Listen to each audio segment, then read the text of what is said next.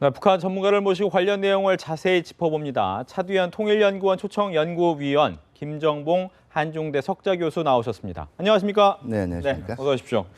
북한이 이달에만 4번 그리고 15발의 발사체를 쐈습니다. 계속 쏜 이유가 어디 있을까요?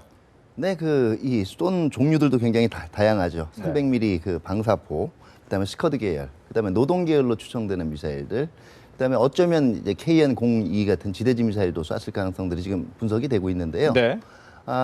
사실은 이 김정은이 얘기하는 핵탄 다양화의 측면만 보면 이걸 전부 핵탄 다양화랑 연결시키기에는 좀 무리가 있는 것 같아요. 왜냐하면은 방사포나 KN-02 같은 경우에는 탄두 중량이 상당히 좀 가볍기 때문에 이 정도까지 경량화할 수 있을까에 대해서는 좀 의문이 들거든요. 엄밀히 얘기하면 지금이 핵탄을 다양화하는 실질적인 실험이라기보다는 외부에서 네. 우리가 북한의 입장에서는 이거죠. 우리가 핵탄을 다양화하고 있는 걸로 봐달라. 그렇게 인식해달라. 아마 이런 의지가 더 강한 걸로 봐야 되겠죠. 네, 김정봉 교수님. 네, 거의 같은 얘기입니다. 예. 3월 15일 김정일이가 여러 종류의 탄도미사일 시험 발사를 하라고 지시했기 때문에 그 지시를 이행해야 되는 게 측면이 하나 있고 또 하나는 우리 한미 연합훈련에 대해서 대응 훈련을 해야 됩니다. 공군기도 동원하고 대응을 해야 되는데 지난번에 그 대응훈련 비슷한 걸 하나 하긴 했죠. 네. 인천과 평택에 상륙훈련을 했는데 초라하기 짝이 없습니다. 아주 그 정도 대응훈련이라면 우리로 치면 대대급 훈련 정도밖에 안 되는데 우리 국가급 훈련 정도 되는 그런 훈련에는 도저히 비교가 안 되죠. 그러니까 북한이 나름대로 체면을 유지하려고 하면 예. 우리를 또 압박을 하려고 하면 이렇게 미사일을 쏘는 수밖에 없습니다. 그래서 대응훈련 차원에서 이제 미사일을 쏘는데 그 미사일을 쏘는 게 성격이 다 달라요.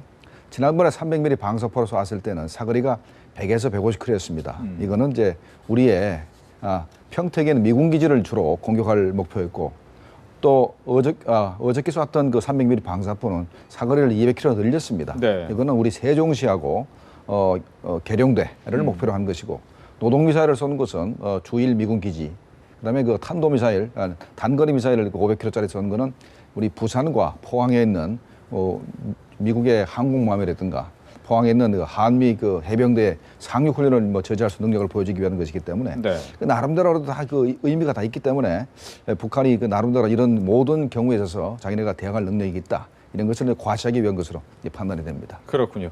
이제 문제는 또 한 가지가 이제 핵과 관련된 실험을 계속해서 해 나가라라는 이제 김정은의 지시가 있었기 때문에 핵실험이 또 있을 것이다라는 예상이 나옵니다. 혹시 언제쯤 실험을 할까요? 근데 기술적으로는 정부 쪽에서도 언제든 해도 이상할 게 없다.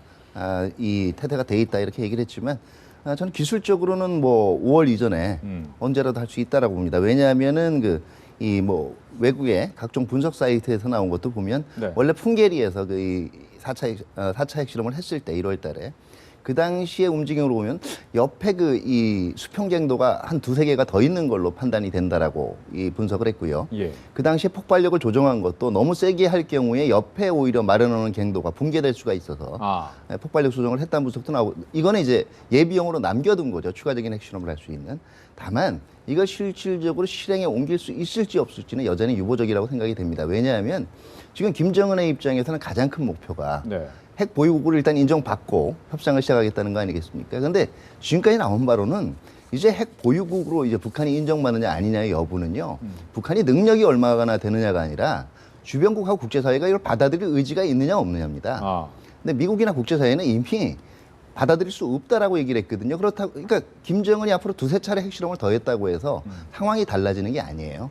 오히려 제재만 격상이 될 가능성이 있습니다. 그렇기 때문에 지금 상황으로 볼 때 기술적으로 핵실험을 할 수 있지만 북한의 전통적인 이 대남 대외 전략이 긴장을 아주 극한까지 올렸다가 네. 그 긴장의 정점에서 내려오면서 갑자기 대화 전략으로 선회한 그렇죠. 경우들도 있거든요. 예. 그거의 일환으로도 해석이 가능합니다. 알겠습니다.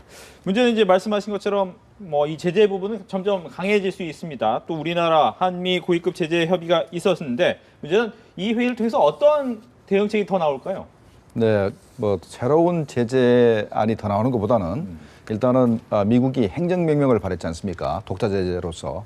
그렇기 때문에 그 행정명령의 내용을 설명을 하고 네. 한국이 어떻게 거기에 협조할 것인가 하는 부분이 이제 논의가 될 것이고 우리도 마찬가지로 우리 독자제재를 발표했었습니다. 독자제재가 이제 4가지 분야에서 이렇게 뭐 금융제재부터 해서 북한의 해운 통제 문제, 북한을 기항했다는 선박이 180내는 우리나라 그 항구에 기항할 수 없는 이런 부분들.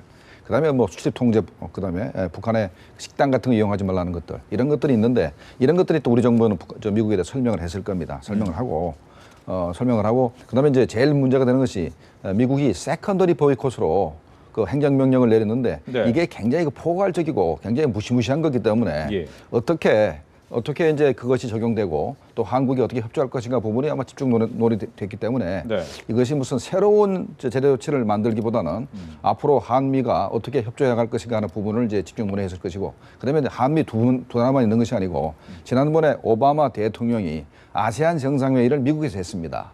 그래서 북한이 현재 한국, 미국, 일본, 중국 을 제외하고 나머지로 굉장히 그 교역량이 많은 것이 아세안 국가인데 네. 아세안 국가의 그 제대 동참을 그 오바마 대통령이 굉장히 협조를 요청했기 때문에 요번에 성김도 한국을 방문한 이후에 바로 아세안 국가를 방문을 해서 아세안 국가들의 그 대북 제재 동참을 굉장히 촉구할 것으로 이제 전망이 됩니다. 네. 아까 전에 북한 얘기를 하면서 이번 제재 역시가 북한 내 경제에 어떤 영향을 미칠 것이냐라는 부분이었습니다. 네네. 그 이번 경제의 취지는요. 네. 북한의 그 민생 경제 전체를 고사시키자는 게 아니거든요. 결국 그 이 대량 살상무기, 핵을 비롯한 대량 살상무기 그 개발을 주도하고 있는 김정은을 비롯한 북한 지도부를 정조준을 하는 거고, 북한 정권의 돈줄을 지금 막는데 그 주안점을 두고 있습니다. 네. 그렇기 때문에 지금 북한 그 경제의 상태라는 게 중앙 경제하고 시장 경제라는 게 굉장히 어중간하게 공존을 하고 있는 상황이거든요. 다시 말해서 중앙정부 차원에서 계속해서 자금을 조성을 하기도 하지만 일정 부분 주민생활 면에서는 시장경제 부분을 용인을 하고 있는데요. 네. 이게 1996년에서 98년 사이에 고난의 행군 그 당시를 보면요. 북한이 자체적으로 주민들을 먹여 살릴 능력이 없기 때문에 사실상 사경제 자체를 그 용인을 해주고 그 범위를 보다 풀어줬거든요. 아마 이번 제재의 효과가 결국은 그 김정은도 자기 그 정권이란가 체제를 유지하기 위해서는 북한 주민들의 불만 자체를 완화시켜야 되기 때문에요. 네. 이게 아마 사경제 쪽에 더 많은 힘을 몰아줄 가능성이 있고요. 이게 일단 시장 경제화가 시작이 되면은요, 어느 수준을 넘을 때는 정권에서 원래 의도했던 수준으로 끝나는 게 아닙니다. 그렇기 때문에 결국은 이게 북한의 사경제의 영역을 넓히면서 네. 국가 그 주도의 계획 경제의 그 이 범위들을 점차 침식을 하게 되면 예. 결국 북한 전체의 사회 변화로도 이어질 수 있다라고 봐야 되겠죠. 물론 아주 중장기적인 차원의 전망입니다. 네. 뭐 시간이 많지 않아서 간단하게 혹시 이 부분에 대한 의견도 잠깐 듣겠습니다. 네, 그 북한 현재 유엔 제재가 심해지면은 달러 유입이 줄어들 거 아닙니까? 그러면은 지금까지 김정은이가 선물 정책을 해왔습니다. 달러를 많이 그 간부들 위해서 활용을 했죠. 그런데 선물 정책을 못하게 되면 간부들의 불만이 굉장히 증가될 겁니다. 그래서 이제 체제 안정성에 문제가 생길 것이고, 그다음에 장마당의 물건들도 결국은 달러가 있어야 사오는 겁니다. 달러가 있어야 유입이 되거든요. 그래서 현재 그 장마당 물가가 계속 오르게 될 겁니다. 식량뿐만 아니고 생필품 가격이 오르돼서 그래서 북한 주민들의 불만이 굉장히 비등할 것이다. 네. 그렇다면은 그 불만을 등에 업은 어떤 정치 세력들이 김정은에 대해서 상당히 뭐랄까 쿠데타라든가 아니면 뭐 암살 같은 이런 것을 할 가능성이 높아지기 때문에 장기적으로 봤을 때 북한 체제를 위협하고 김정은 체제의 붕괴를 앞당길 수 있는 가능성이 높아진다 이렇게 생각을 합니다. 알겠습니다. 이렇게 해서 북한과 관련된 이야기 두 분의 전문가와 함께 해봤습니다. 오늘 이야기 잘 들었습니다. 네, 감사합니다.